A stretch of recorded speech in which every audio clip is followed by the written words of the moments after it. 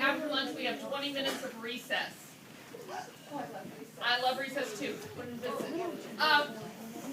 At recess, there will always be Mrs. Stovall, Mrs. Hall, myself, Mrs. Freebert, or Mrs. Stevens. And if you haven't met Mrs. Stevens, we'll make sure that you do meet her and see her. She is our talented and gifted teacher, tag teacher. So we will make sure that you know who she is. One of us will be at recess duty always. If you have a problem at recess, it's a problem with maybe another student. Don't try to handle it yourself. Just come and talk to us. That's not tattling. You're talking to us. Say, hey, there's an issue that I have, and I wanted to talk it out with you. That's what we're there for. Come and do that.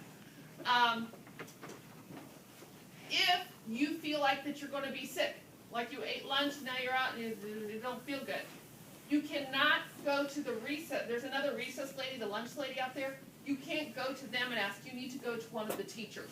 Because the lunch ladies deal with so many people, and they don't know, and they forget. You need to tell us, because then when we come back in and you're not in one of our classrooms, we panic. We go, we lost a student, we don't know where you are. So you have to tell one of the teachers that is out there, not the lunch lady. So you have to ask us if you get hurt or if you feel like that you need to go to the health room for some reason. Also, when you're outside playing, basically we want you to play. We want you to run. We want you to move. We want you to exercise as much as you can. That's the purpose of recess. So, but there are a few safety issues. We don't want anyone to be on the hill. There's a hill out there that actually kids dig a hole in it or whatever. We just don't play on the hill because accidents seem to happen on the hill. So just stay off the hill. There's a huge flat area that you can play in. You can play in that area. You can play on the swings. You can play in the where the web is and the tire stuff. You can play in all of that. We know that you're going to run and that you're going to move and stuff like that. But just keep your eyes open. Don't be running into people. Just keep your eyes open. Don't be running backwards with your eyes closed. So pay attention to what you're doing and just be careful and have fun. There is basketball goals out there. We're going to have some basketballs for people to play with. We'll have maybe like a dodgeball type, not dodgeball, but a kickball type ball that you can play with. So we have some of those. We have some jump ropes. We'll get those out. So there are things that you can do. All of us, much prefer that we see you running or moving instead of standing and talking. Or we're like, what? You can stand and talk anywhere. Go outside. When you're outside, we want you to yell. We want you to scream. We want you to move. We want you to jump up and down. We want you to do all these kinds of things. Because when you come back in, we need you to be quiet, be able to sit, and do the things that we need you to do. So we want you to play hard. We want you to move and play and play. Saying that, boys, and this sometimes happens to girls too, but we're in a basketball game or we're in a football game and we're playing hard and we're trying to win and we want to, first of all, if there's no referees, I've been through this, we know some people will not follow the rules. If you're playing basketball, we know some people will travel. Some people will foul and not say anything. We get that. Well, you got two choices. Either you just live with it and say, okay, that person, every time they play, they don't really play fair, and it's all right, I can deal with it, or don't play. Just, you're going to choose something else, because there's not going to be anybody out there to be the referee. We can't referee one game, because we have to watch the whole playground. So, choose something else. But we do get that. If I were playing, and I fouled, I'm going to raise my hand, hey, I fouled, hey, I traveled, but last year, some people won't do that. Last year, we had a lot of boys that loved to play basketball. And you know what? They didn't need referees because they would do just exactly what Mrs. McNeil said. They would go up and, oh, my bad, back away. They would admit what they did, back away from it, and the game went on. No fights. It was great. Play like that. Play the right way. We also had some boys last year that we had, some students had, one student had a brace on his leg, and his leg did not work as good as everyone else's leg. It wasn't his fault, it just didn't work as good. And he really wanted to play basketball. Well, our boys invited him into the game. They slowed the game down. They played so he could play with them. And it just, we're like, I just got I know. goosebumps again, and I was a teacher that saw it happen. It was so nice. It was so incredibly nice. Because they were very competitive boys, the ones that were playing. They slowly came down, they quit running really hard, they played and let him play too. It was the most special thing I've ever seen happen. It was, we would like to see some of those kinds of things. be too. that way, be nice. We do understand though, sometimes in the heat of the moment, you're in a basketball game and elbows fly. And this is, Paul used to play basketball, I used to play basketball. We know that that accidentally happens sometimes, and then the person thinks that wasn't an accident, they hit me on purpose, so then they are gonna hit. That's, first of all, it's not ever gonna solve a problem, so we would like for that not to happen, but we do understand that's gonna happen. Well, if a teacher sees a fist fly and hit someone, we don't have a choice. Our principal, we had a meeting, and our principal told us that that's considered a fight. We have to report all fights immediately to the principal's office. It's not a choice. It's not that we can go out and say, hey, I realize that you didn't really mean that, and can you guys get along and shake hands? We're not allowed to do that. Sometimes if we hear you say something mean to each other, we can go out and say, hey, you don't really mean that. No, I'm sorry, and we can work that out. But once you throw a punch, it can't be worked out by our team anymore. We have to send it to the principal. So be very, very, very careful about that. That being said, that does happen, seems to happen more often with the boys. With the girls, we usually don't have girls throwing punches, once in a while, but not usually. But girls, to me, can be even more mean than boys. Because girls will call each other names, they will talk behind each other's back, they will tell them, if you don't do this, this, and this, I will not be your friend. They can be very, very mean and hurtful. Sometimes those mean and hurtful things that girls do hurt more than a punch in the stomach. So we do know that girls do that, and we are all girls. We have all experienced all of that. So we understand that when that happens, we can solve a lot of drama, and most of the time, all of those things get started, and then you find out and really come together and talk to each other, and you really find out that other girl, she's actually a pretty nice person. And you find out the other girl, she's actually kind of just like me and a pretty nice person, and this whole thing got blown out of proportion for no reason. We can help you fix that. We are here. We have all done this many, many, many, many, many years. If you have a problem or issue, we've probably dealt with it before. We can help you, but you have to let us help you. You have to tell us. You have to come and say, hey, it's just starting, but we've got this little girl thing going on, and if you could help us out with that, and we will, and we know how to solve these problems. Trust us. We can't help you, we can't solve problems if you don't tell us. If you go home and tell mom, that's great, but mom's not here. Come tell us. We will work with you, we will help you. It doesn't mean you're in trouble, at all. It just means you need help. You need help working it out. And we can do that. Even if it's internet stuff.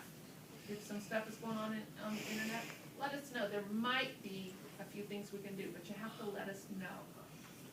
Mrs. McNichol, I had one more recess question. Yes. Go back. What if I have a football or a basketball or a jump rope from home? Can I bring that? Okay, if you have something like that from home, the first thing that I would do is in a really big black marker that won't come off is put your name on it, first and last. You are welcome to bring that, but guess who's responsible for it? You are. And if it gets, did you know our building, the roof is kind of low? If it gets kicked on the roof, you'll never see it again. They just don't go get them down, it's gone. If you accidentally leave it out, it's gone. We don't know. I brought from my own home, I brought about 5 basketballs and some playground balls. There are none in the bucket. I don't know if I don't know where they disappeared to. They just go. And one poor little guy on my team last year got a new basketball, brought it to school one day, gone. Someone stole it. So there's nothing we can do about that. If you bring your ball or jump rope from home, you need to understand that we cannot be responsible if someone steals it. We cannot buy you another one. It's bring it at your own risk. But you're welcome to, but just know that if it gets lost or stolen or gone, it's gone. Anything else about recess? Did that about cover it? Just make sure you line up when you hear one of our whistles or look for one of us to raise our hand, and we line up by class. We lined up alphabetical order yesterday, so we will continue to do that. Alphabetical order by your teacher's last name, that is. And as we're kind of on, I am really sorry, on this whole subject about things getting stolen. Would you like, Mrs. Stovall, to talk about electronics and phones and things like that? Sure. I'm not sure if everyone knows, but Fort Osage School District has a bring your own device to school. I'm just curious, can I stop you? Sure. How many of you right now have a phone? How about a Kindle or a Nook? Okay, hands down. Now, I have my next question, and you're not in trouble. How many of you have that phone with you in this room? In your pocket. In your pocket. Okay. And that's fine. That's okay. That's why we're having this meeting, so we can talk about this today. Yeah. When you come to school, the first thing I do with my phone is I put it on vibrate or I turn it off. That is every expectation that we have, all of us. Your phone needs to be on vibrate or turned off, preferably turned off would be the best thing for you. And it needs to be in your backpacks. You are not supposed to have any device on your body at all. It needs to be turned off in your backpack. Now, the exception is to bring your device to school. When a teacher is doing a lesson, or if you are reading, during reading, and we tell you that it's okay to get your device out, that's when it's okay to do it. But, Mrs. McMahill, you said we could use our device, but I'm gonna sneak and check my email real quick. Can I do that? No. Oh. That's the thing. Some of you may really need, you need to call your mom or your dad. And they can't get a phone call, but they can get a text. Like, my kids know, I have 2 grown children, they know never to call me during the day because I can't answer the phone. But they might text me, and later on when I get a chance, I could answer that. Your parents may be in the same kind of boat. You might need to text them. You know what? If you ask us, we'll let you. You come to us and say, look, my mom's a teacher. She really wanted to know an answer to this. I can't call her, but could I text her? If you stand right beside me and show me that you're texting your mom, 99.9% chance, yep, you certainly may. But if we see you out in the hallway and you're texting down here like this, what are we automatically going to assume that you're doing?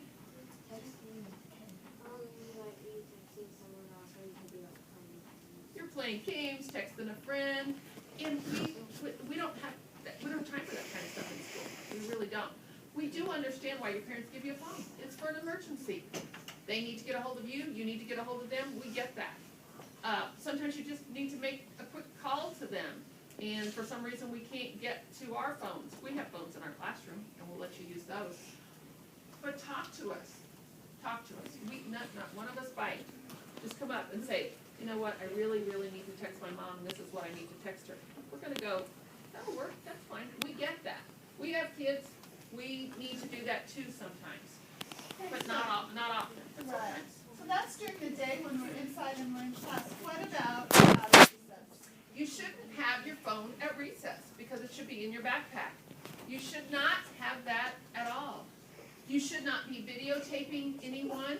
You should not be, your phone should not be at recess at all. It should be in your backpack. What would happen if I did videotape something? This has happened. This happened a couple years ago.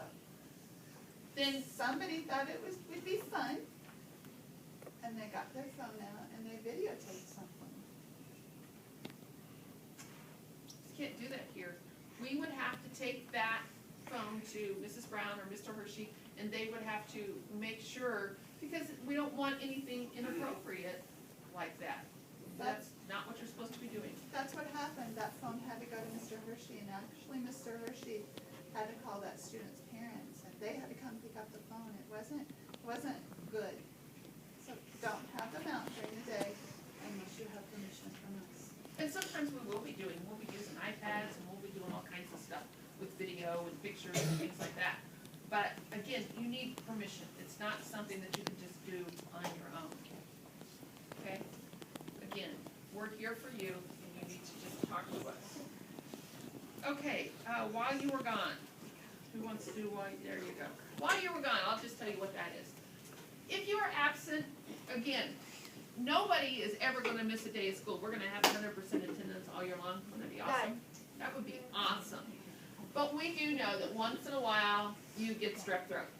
Once in a while, you have the stomach flu, and things are coming out that you don't want to come out. So you have to stay home.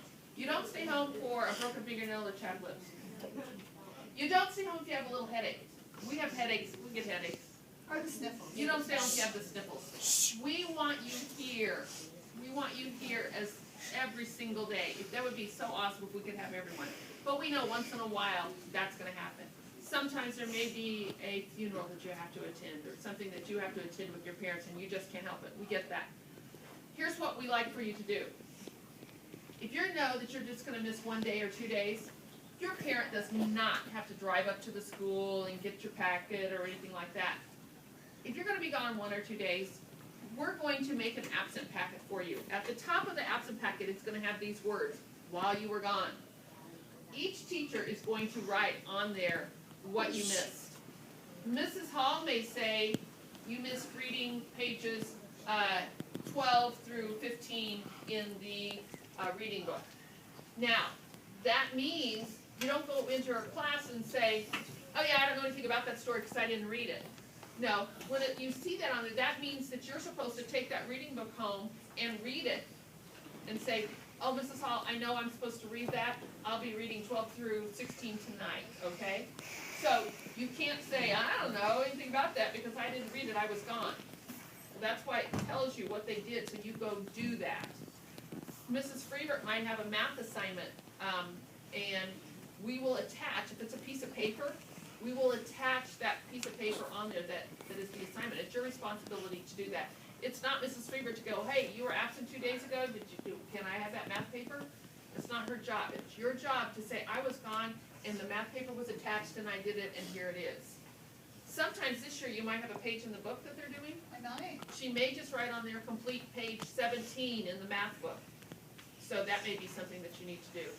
For me, you may see things like you missed the measurement lab.